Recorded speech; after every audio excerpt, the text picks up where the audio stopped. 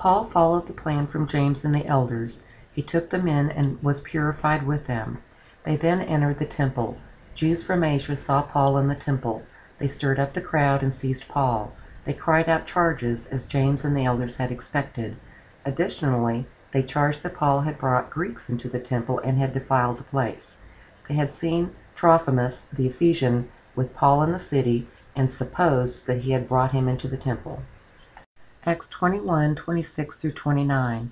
Then Paul took them in, and the next day purified himself and went with them into the temple, declaring the fulfillment of the days of purification, until the offering was offered for every one of them.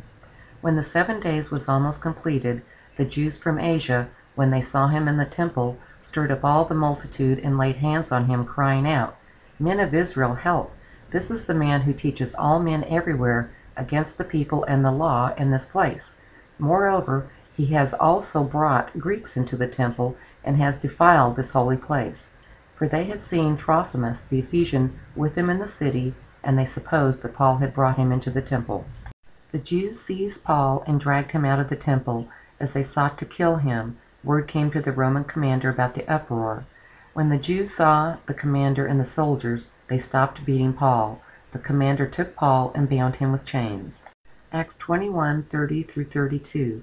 All the city was moved, and the people ran together. They seized Paul and dragged him out of the temple. Immediately the doors were shut. As they were trying to kill him, news came up to the commanding officer of the regiment that all Jerusalem was in an uproar. Immediately he took soldiers and centurions and ran down to them. They, when they saw the chief captain and the soldiers, stopped beating Paul. He asked what he had done, but he could not get an answer from the mob.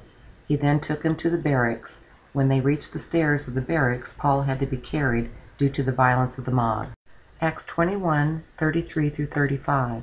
Then the commanding officer came near, arrested him, commanded him to be bound with 2 chains, and inquired who he was and what he had done. Some shouted one thing and some another among the crowd. When he couldn't find out the truth because of the noise, he commanded him to be brought into the barracks. When he came to the stairs, it happened that he was carried by the soldiers because of the violence of the crowd. Paul asked to speak to the commander. The commander asked him if he could speak Greek. The commander also asked if he was the Egyptian leader of the assassins. Paul replied that he was a Jew from Taurus in Caesarea, a citizen of no mean city. Paul then requested to speak to the people. The commander gave Paul permission to speak to the people. Paul then began to speak to them in Hebrew. Acts 21:36-40. For the multitude of the people followed after, crying out, "Away with him!" As Paul was about to be brought into the barracks, he asked the commanding officer, "May I speak to you?" He said, "Do you know Greek?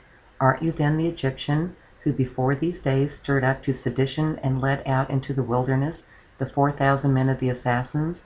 But Paul said, "I am a Jew from Taurus in Caesarea, a citizen of no insignificant city. I beg you, allow me to speak to the people." When he had given him permission, Paul, standing on the stairs, beckoned with his hand to the people. When there was a great silence, he spoke to them in Hebrew language, saying, Acts of the Apostles, chapter 21, lesson 22, the end.